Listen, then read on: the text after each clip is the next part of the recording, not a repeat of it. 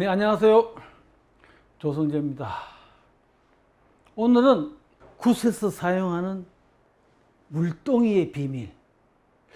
굿에서 동이를 많이 사용하는데 그 사용하는 의미가 뭘까? 에 대해서 제가 함께 이야기를 하겠습니다. 제가 사실 이 물동이에 대해서 고민을 하게 된 것이 굿에서 사용하는 물동이 때문에 시작된 게 아니고 바로 우리가 고대사에 나오는 서자한웅이란 용어 때문에 공부를 했어요. 서자한웅. 자, 우리가 알고 있는 위대한 배달나라의 한웅천왕이 서자야. 아이, 그럼 누구 첩이야? 누구? 엄마는 누구야? 응? 첩의 아들이단 말이야? 아주 기분이 나쁘잖아요. 사실 기분 나쁜 건 없겠지만 서자라는 말이, 그래서 제가 서자라는 말은 우리가 지금 현재 알고 있는 서자의 개념과는 전혀 다를 것이다. 의미가 다를 것이다. 는 생각으로 공부를 하다 보니까 자연스럽게 물동이와 굿에서 사용하는 물동이와 연관이 되더라는 겁니다. 사실은 오늘 이야기는 황당할 수도 있어요. 황당하게 생각할 수도 있고. 그렇지만 저는 확신합니다. 예전에 히스토리 채널에서 외계인의 비밀인가요? 지구의 비밀인가요? 이런 걸 다큐멘터리를 많이 했잖아요. 거기 그 다큐멘터리 보면 정말로 우리가 상상도 못한 현상들이 고대에 있었다는 것을 확인할 수 있었어요. 그와 마찬가지로 이 물동이의 비밀은 그때 황당한 이야기가 될 수도 있겠지만 절대 황당한 이야기가 아니라는 것을 전제하고 제가 말씀드립니다. 서자한웅은 저는 서자한웅이 기분 나쁘다 이것을 공부했다 했잖아요. 그러면 굿에서는 어떻게 되느냐? 물동이는 신내림굿을 할 때나 또 무당이 자기 신명을 모시고 자기 굿을 진적을 할 때 꼭 물동이를 탑니다. 나는 동이라는 말은 우리 동이족이 만들었기 때문에 동이라고 부르지 않았나? 저는 그렇게 생각해요. 틀려서 할 수 없고. 그렇지만 저는 그렇게 생각합니다. 단지라는 말은 단군 세계에 나오죠.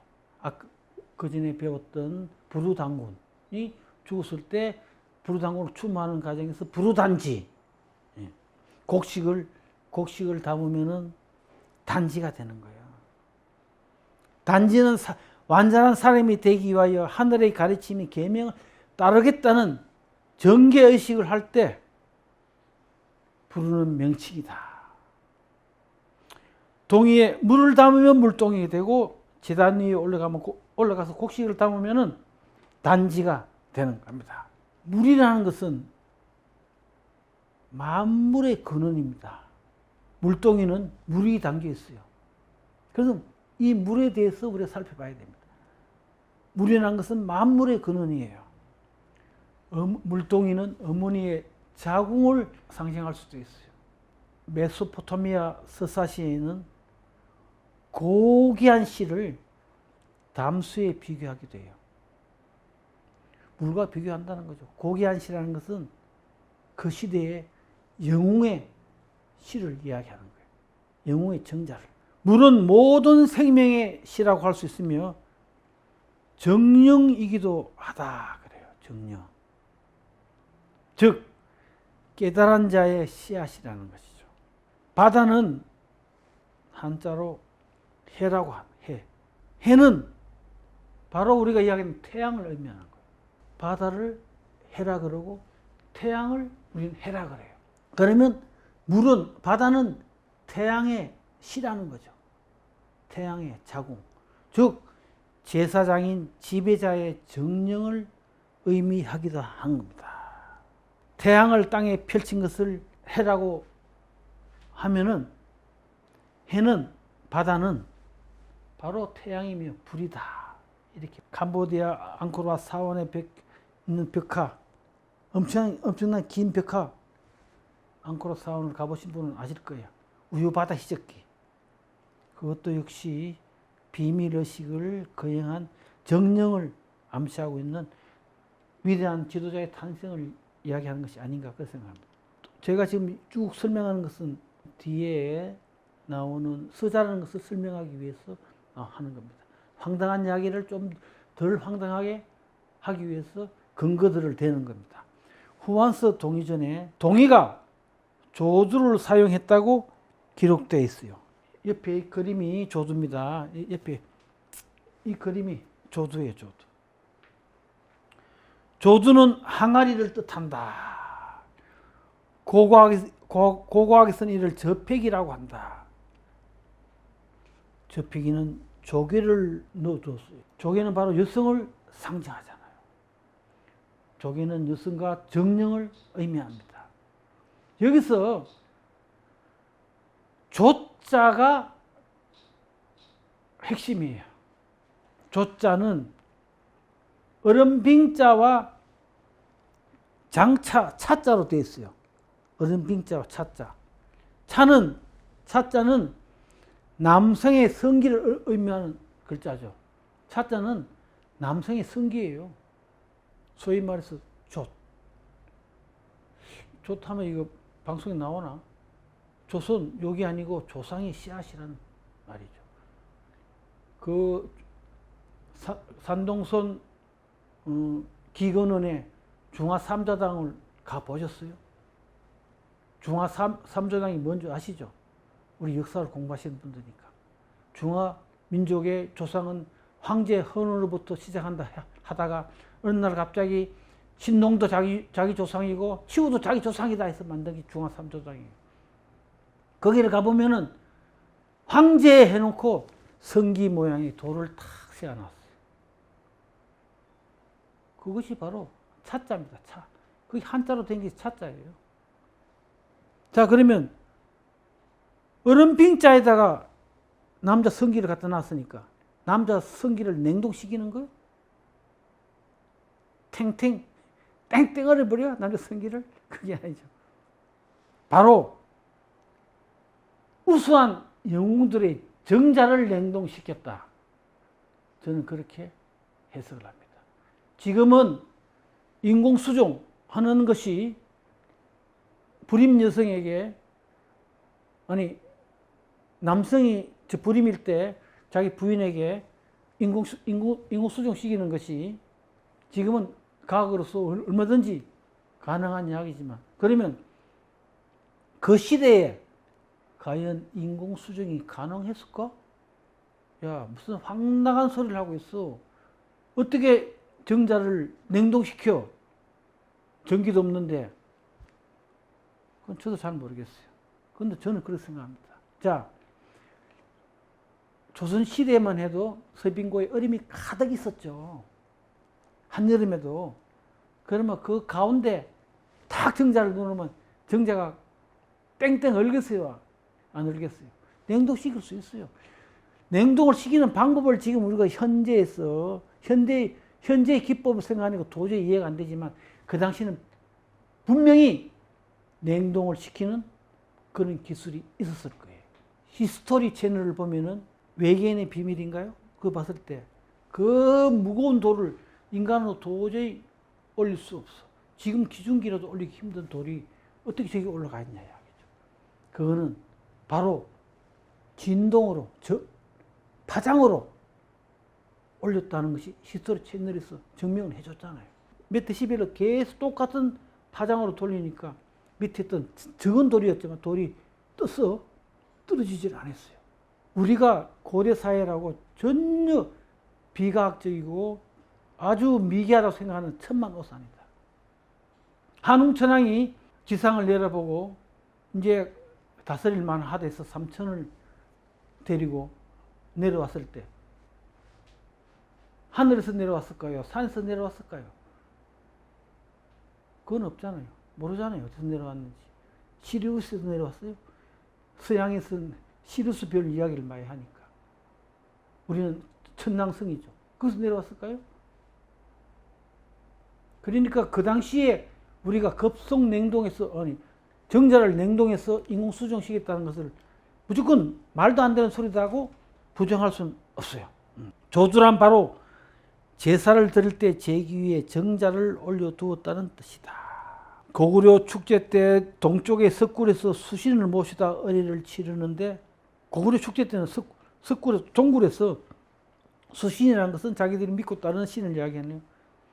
석굴은 바로 궁족을 연상케 한다. 궁족 아시죠? 궁족.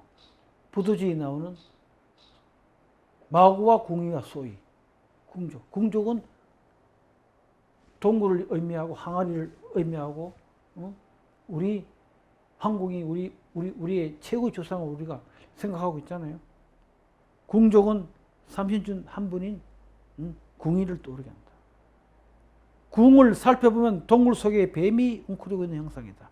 궁자가 바로 구멍혈에다가 활궁이 들어가 있잖아요. 활궁은 저는 활이 아니고 뱀이라 생각해요. 뱀의 형상. 구멍 속에 뱀이 들어가 있다. 우리가 조의할 때 조자를 어떻게 써요? 활궁에다가 짝대기 쫙 끈 조자죠. 뱀은 죽어야만 일자로 펴집니다. 뱀은 죽기 전에는 절대 일자가 될 수 없어요. 항상 꾸불꾸불하지. 그래서 이 조자는, 활궁에다가 끊는 이 조자는 뱀이 죽었다. 동이족이 죽었다. 그런 의미가 아닐까. 이거는 뭐 문자를 연구한 학자들 보면 너무 황당한 이야기고 말도 안 되는 이야기라고 말씀하실 수 있습니다. 그렇지만 저는 그렇게 생각을 합니다. 왜? 우리 동이족의 아이콘은 뱀이라 생각하기 때문에. 칠성신은 뱀을 형성한 신이기 때문에 뱀하고 관련을 짓는 겁니다. 저는. 뱀이 전 세계 어느 사원을 가도 뱀이 다 있어요. WHO 세계보건기구 마크에 뱀이 올라가는 거 있죠. 제우스 지팡이도 뱀이 있죠. 히포크라테스 그 지팡이도 뱀이 올라가요. 모든 지혜와 순결과 뭐 이런 걸 의미할 때 뱀이 들어갑니다. 뱀은 절대 나쁜 동물이 아니다. 그렇기 때문에 저는 뱀의 시작은 우리 민족이다. 우리가 풍물놀이나 사물놀이 할 때 움직이는 것도 뱀의 형상을 따라가는 거죠. 일직선으로 안 가잖아요. 이렇게 저렇게 막 하잖아요. 뱀의 움직이면. 뱀은 땅에 있으면 뱀이지만 하늘 올라가면 용입니다. 용. 바로 이 사진은 막고굴인데, 막고굴은 바로 우리 궁족, 막고굴 나중에 불교가 들어와서 벽화가 그리고 뭐 그려놨어. 불상도 모시고 했기 때문에 불교의 도난굴에서 불교로서 유명하지만 그전에는 분명히 우리 궁족이 사용했던 굴이었을 것이다 하는 것을 저는 이야기를 하는 겁니다. 이 궁자를 표현하기 위해서 만든 것이 바로 항아리다. 돌아가신 박영수 선생의 사만제구를 보면은 수시는 수컷, 즉 웅이라는 의미로 샤만, 즉 그 시대 지비자들의 종자를 의미한다고 했어요. 그리고 샤만들의 종자를 구분하기 위해서 정령이라고 불렀다고 했습니다. 정은 정충이고 영은 깨달은 자 또는 해탈한 자의 정신이라고 했습니다. 동굴을 이야기하는 의미는 인디아나 존스나 뭐 기독교의 악마의 탄생 이런 영화를 보면 어떤 특정 여인을 잡아서 동굴에서 비밀 의식을 진행하죠. 동굴에서 제사를 지내서 그 여자의 몸을 통해서 태어나야만 악마가 다시 태어날 수 있고 뭐 그런 영화를 많이 보셨죠. 결정적인 순간에 인디안 존슨이 나타나서 탁 구하고. 왜 동굴에서 그런 의식을 거행할까요? 동굴이나 지하 신전에서 거행하는 비밀 의식은 훌륭한 신녀의 몸을 빌려 항아리 속에 담아 두었던 정령을 심어 재생산하려는 거예요. 요즘 이야기로 훌륭한 인자를 가진, 훌륭한 DNA를 가진 사람의 정자로 훌륭한 지도자를 탄생하게 하겠다는 이야기예요. 이 업무를 주관하는 사람이 삼신할머니야. 우리의 삼신할머니. 삼신할머니는 산신할머니라고도 이야기하는 겁니다. 옆에 있는 이 무신도가 삼신할머니의 무신도입니다. 본래 무신도 이름은 삼부인이에요. 삼부인인데 제가 삼신할머니라고 명명을 했습니다. 이렇게 급속 냉동된 정자를 신녀의 몸을 통해서 태어난 아기들을 서자라고 했다는 거죠. 그러면 서자 한웅이 돼서 우리는 조금 납득이 가는 거예요. 서자부가 있잖아요. 서자부라고 있어요. 서자부는 소위 말해서 서자들이 모여서 하는 종친, 뭐 비슷하게 종친하고 개념 틀리지만 서자들이 모여 있는 관청이 서자부예요. 그 서자부의 우두머리를 대인이라고 불렀다 그러는데 저는 대인이라고 불렀 생각 안 해요. 한웅이라고 불렀다고 생각해요. 한웅. 어떻게 보면 대인이 한웅일 수도 있는데 대인이라고 불렀다고 그런다. 대인이 아니고 한웅이라고 불렀다. 왜? 큰 영웅이었다. 왜? 영웅의 정자를 신녀의 몸에서 넣어서 태어난 사람들이니까. 고대 사회는 아버지가 누군지는 필요 없다 그랬죠. 엄마가 누군지가 중요하다고. 엄마가 신녀에서도 최고예요. 그럼 그 시대에 무당들이 벌써 DNA 유전자 개념을 알았다. 그래서 훌륭한 지도자의 정자를 냉동시켜 놨다가 다시 그와 같이 훌륭한 사람이 태어나서 자기들이 지도자가 되기를 바라기 때문에 하는 의식이었다? 저는 그렇게 생각합니다. 황당한 이야기지만 신교적 무교의 핵심 세력인 옥황상제를 지키는 비밀 결사대인 용화교도들은 부도 즉 동굴은 신들의 정액을 넣어두는 자궁이랬어요. 동굴 속에다가 정자를 넣어두는 모양이죠. 신들의 정액을 넣어두는 자궁이랬어요. 이것은 부도에는 지배자인 제사장이 정액을 넣어두는 항아리가 있다. 이렇게 보는 거죠. 고대 그리스의 디오니소스, 옆에 이게 이제 그리스의 디오니소스 신입니다. 포도주의 신, 술의 신, 신화의 항아리 축제인 안데스테리아는 꽃과 새술 항아리에 담아서 축제하는 것도 바로 그거예요. 샤만들이 비밀 의식을 거행할 때 사용했던 것을 추적할 수 있다. 우리나라와 전 세계의 건국신화를 살펴보면 아버지 없이 태어난 영웅들이 너무 많아요. 대부분 알 속에서 태어나 해의 전기를 받고 태어나요. 신라의 박익거세, 김말지, 고구려의 주몽, 대관령 국사당에 성황당으로 모셔져 있는 범일국사는 어머니가 우물에 물길로 갔다가 바가지에 뜬 해를 마시고 탄생한 분입니다. 이런 인물들이 바로 저는 샤만들의 비밀의식에서 태어난 인물이다라고 생각하는 거죠. 그럼 샤만의 비밀의식이라고 그 근거가 어디 있냐? 자, 일단 물과 여성의 관계부터 먼저 한번 봅시다. 산해경 해외석에 보면 여자국이 나와요. 여자국. 삼국지 위지 동의전에도 여자국이 바다 한가운데 있다 그랬어요. 물하고 관계되는 거예요.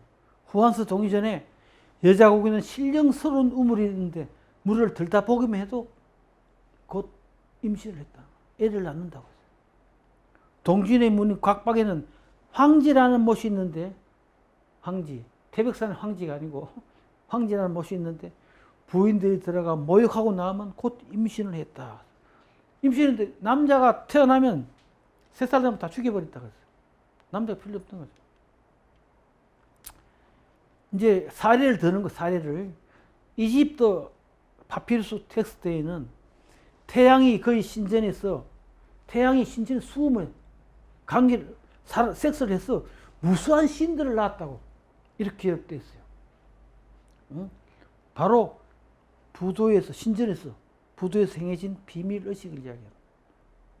솔로몬 왕 시대에는 성전에서 노소를 만든 세레반, 밑에 있는 것이 파피루스 텍스트고 밑에가 세레반이에요. 세레반은 세례할 때 물 담는 그릇이에요. 거기다 정자를 담았다 이야기예요. 정자를. 노세바다라고 한다. 자, 결정적인 건 메소포타미아 이스타로 신전이라고 있어요. 제1사제는 엔투, 제2사제는 살메, 제3사제는 지쿠루, 제4사제는 카디슈트라는 여서작이 있었어요. 이 사제들은 신전에 곡물이나 돈이나 금이나 바치는 남자들하고는 의무적으로 신전에서 섹스를 하게 되어 있었어요. 그래서 무슨 큰 전쟁이 끝나고 난 뒤, 큰 공사가 끝나고 난 뒤, 전쟁에 나갔던 군인들이 돈과 금을 받으면 제일 먼저 이스타로 신전으로 달려왔어요. 신전으로 바치는 거야. 그러면 이 4명의 사제가 섹스를 해야죠. 그런데 정부에서 4명 가지고 수요가 딸리니까 법으로도 제정했었어요. 몇 세부터 16세부터 19세까지는 신전에서 봉사를 하고 시집가라. 그래 여기서 섹스 봉사를 하고 시집가라 그랬어요. 그러니까 국민들의 원성이 많아서 그건 폐지됐어요. 이스타르 신전에서 가진 섹스가 바로 성스러운 비밀 의식이라고 나는 이야기하는 거예요. 우리 서자 한웅이 태어나는 하고 똑같은 성스러운 비밀 의식이다. 서자들은 어머니 이름을 따르는 거예요. 그리고 계급이 아멜루 계급이라고 태어나자마자 사제나 전사가 되는 거죠. 서양의 로마나 메소포타미아 이쪽으로는 전사가 돼야 전쟁 나가서 승리하고 영웅이 되면 임금이 될 수 있는 거죠. 그 특권이죠, 특권을 누린 거예요. 외국에는 이스타르 신전에 그런 사례가 있어요. 그러면 우리는 뭐 섹스했다는 이야기는 없어요. 그런데 제가 보기에는 태백일사 사만강령 보면 부르당군이 스스로 북극 수정의 아들로 수정자라고 그랬어요. 나는 이 말은 부르당군이 비밀의식에서 태어났음을 스스로 밝힌 것이 아닌가 생각해요. 부르당군은 나중에 말씀드리겠지만 부르당군은 무속에서 용왕신입니다. 용왕신이고 창부신이고 모든 액을 물리치고 무속의 중시조예요. 나는 북극의 수정자다. 북극의 수정자가 기꺼이 너에게 홍수의 치수법을 가르쳐 주도록 원하니 지금 나중에 우임금이죠. 우사공 너에게 내가 9년 홍수를 다스리는 비법을 가르쳐 줄 것이다. 이야기했잖아요. 그래서 우사공이 부르테자한테 9년 홍수를 다스리는 비법을 잘 배워가지고 홍수를 다스리는 바람에 순임금 다음에 임금이 된 거죠. 구슬할 때 물동이를 타는 것은 바로 동이는 동이족을 나타내는 것이요. 그 속의 물은 그 시대의 제사장인 한인 천재나 한홍 천왕이나 나아가서 당군 왕검의 씨앗인 정령을 나타내는 것이라고 했다. 자, 굿에서 물동이를 탈 때 꼭 동이 안에 물을 담고 그 안에서 뭘 넣어요. 밤, 대추, 사과 이런 씨앗. 왜 씨앗을 왜 넣을까요? 씨앗을 왜 넣는지 무당들도 모르고 아무도 몰라요. 왜 씨앗을 넣어? 옛날부터 넣어왔으니까. 그럼 왜 넣었을까요? 바로 씨앗은 정자를 의미하잖아요.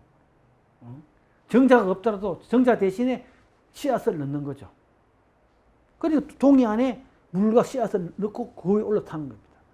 물동이에 올라선 무당은 부록 오래전부터 행해온 비밀의식인 태양의 시, 즉 정령을 받는 신녀의 역할을 하고 있다는 걸 밝혀진다. 그러니까 무당들이 물동이에다가 밤, 대추, 감 이것을 넣고 물동이에 올라탔을 때는 옛날에 비밀 동굴에서 거행했던 비밀의식을 재현하는 거다 이거죠.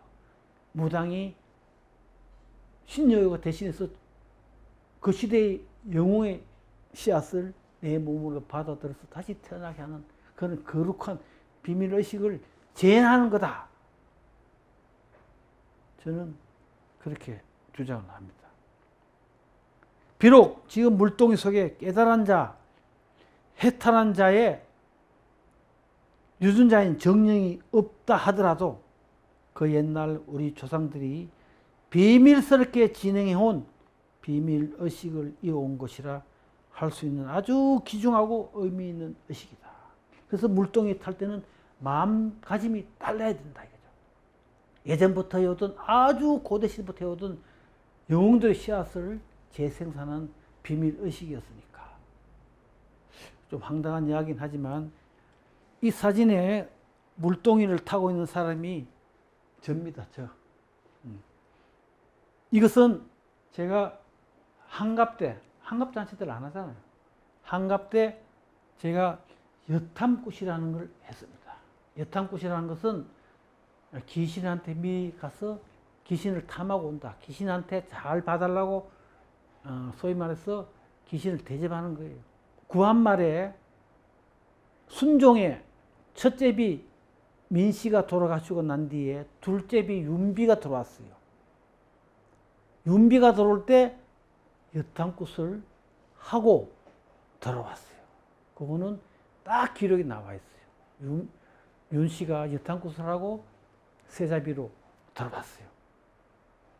그래서 저도 60년 동안 큰 사고 없이 큰 병 없이 잘 지내왔기 때문에 조상님한테 감사드리고 앞으로 남은 인생 큰 질병 없이 큰 사고 없이 귀신들이 저한테 나쁜 해코지 마라 귀신들한테 잘 보이려고 대접하는 여탐굿을 한 모습입니다. 그런데 제가 그때 그런 마음으로 이 동이를 탔어요. 남자가 타면 안 되겠지만 저 동이를 타는 순간 남자도 여자가 되는 거죠. 뭐. 그래서 제가 한번 이렇게 칠성굿에서 제가 용태 부인을 또 선녀를 같이 동이를 타고 이렇게 굿을 했다. 그때 저 아는 뭐 신문 기자들 또 학자들 많은 사람들이 왔어요. 굿판을 통해서 그동안 내하고 쌓인 감정들을 다 풀고 좋은 사람들 와서 놀고 그래서 한 100여 명이 왔어요. 그래서 굿을 가운데 하고 양가에는 요만한 소반에 술상들을 쫙 만들어 놓고 술 먹어가면서 즐겁게 아침 10시부터 밤 10시까지 놀았어요. 밑에 1층에는 한식 뷔페를 쫙 깔아놓고 배고프면 언제든지 먹게 이렇게 하고 그래서 여탐굿을 저 그때 했습니다. 그런데 금년에 여탐굿을 또 하려고 그럽니다. 여탐굿 하면 돈이 많이 들어요. 돈을 많이 모아놔야 돼요. 돈도 별로 없는데 돈을 많이 모아놓고 해야 되는데 저 당시에는 제가 한 1,000만 원 정도 들어갔습니다. 차리고 오신 분들 인건비를 똑같이 드려야 되고 또 멀리서 온 내 후배들 이란들 그때 차비도 다 줘야 되고 뭐 그렇게 하다 보니까 돈이 들어갔는데 금년에는 연말쯤 여탐굿을 할 예정인데 어떻게 될지 모르겠습니다. 돈이 모아져야 되는데. 자, 그래서 물동이의 비밀, 서자 한웅의 비밀을 제가 여러분과 같이 했습니다. 너무 황당한 이야기 같지만 절대 황당한 이야기가 아니라고 저는 재차 강조드리면서 오늘 말씀 그만 마치겠습니다.